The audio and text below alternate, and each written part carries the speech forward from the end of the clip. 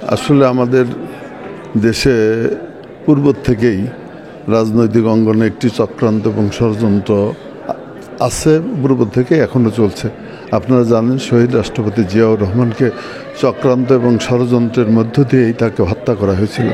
বেগম খালেদা জিয়াকেও চক্রান্ত এবং ষড়যন্ত্রের মধ্যে দিয়ে দীর্ঘদিন আপনার জেল খাটানো হয়েছে, তার চিকিৎসার ব্যবস্থা করতে দেওয়া হয় নাই, মৃত্যুর মুখে থেকে তিনি বারবার ফিরে এসেছেন। কাজেই এবং আমাদের পার্টির ভারপ্রাপ্ত চেয়ারম্যান জনাব তারেক রহমান সাহেবও যাতে দেশে আসতে না পারে, আগামীতে যাতে নির্বাচনটা সুষ্ঠু এবং সুন্দরভাবে না হয়, বাংলাদেশ এবং দেশের স্বাধীনতা সার্বভৌমত্বের বিরুদ্ধে একটা চক্রান্ত এবং ষড়যন্ত্র চলছে। আর স্বাধীনতা এবং সার্বভৌমত্বের প্রতীকই হচ্ছে বাংলাদেশ জাতীয়তাবাদী দল। আর সেই জাতীয়তাবাদী দলের বিরুদ্ধেও কিন্তু চক্রান্ত এবং ষড়যন্ত্র অব্যাহত আছে। কাজে এই মুহূর্তে এই ক্রাইসিস লগ্নে আমাদের সর্বপ্রথম হচ্ছে আমাদের দলীয় কর্মী সমর্থক এবং আমাদের নেতাদের মধ্যে একটি ঐক্য ফিরিয়ে আনতে হবে। ঐক্যবদ্ধভাবে আমাদের কাজ করতে হবে, এই ক্রাইসিসকে মোকাবেলা করতে হবে।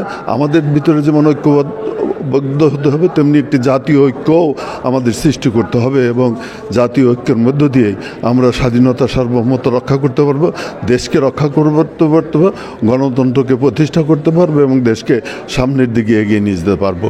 এই ঐক্যবদ্ধতার কোনো বিকল্প নাই, জাতীয় ঐক্য আমাদের এখন গড়ে তুলতে হবে। এটা হলে সবচেয়ে বেশি প্রয়োজন।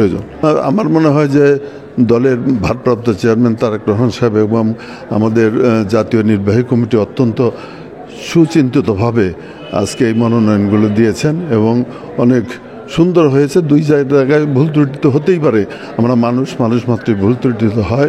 তারপরেও আমাদের ভারপ্রাপ্ত চেয়ারম্যান এবং আমাদের জাতীয় স্থায়ী কমিটিরা বসে যে মনোনয়ন চূড়ান্ত করেছেন, আমি মনে করি এটা অত্যন্ত সুন্দর এবং সফল মনোনয়ন হয়েছে সব জায়গায়। এবং সকলকে এখন ভারপ্রাপ্ত চেয়ারম্যান এবং দেশের স্বার্থের দিকে তাকিয়ে আমাদের সকলকে ঐক্যবদ্ধ হয়ে যারা নমিনেশন পেয়েছে, মনোনয়ন পেয়েছে, তাদের সাথে কাজ করা উচিত।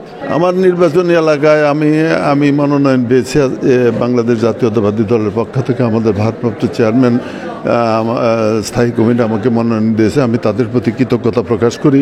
এবং আমি যদি নির্বাচিত হতে পারি, পরম করুণাময় আল্লাহ তাআলা হয়তো নির্বাচিত যদি করেন, আমি প্রথমেই এলাকাকে ঐক্যবদ্ধ করার চেষ্টা করব, দেশ এবং জাতির স্বার্থে এবং আমার এলাকার স্বার্থে। এলাকায় যত মাদক আছে, যত সন্ত্রাস আছে, যত দুর্নীতি আছে, এগুলো প্রথমে আমি মূলোৎপাটন করার চেষ্টা করবো আর কি।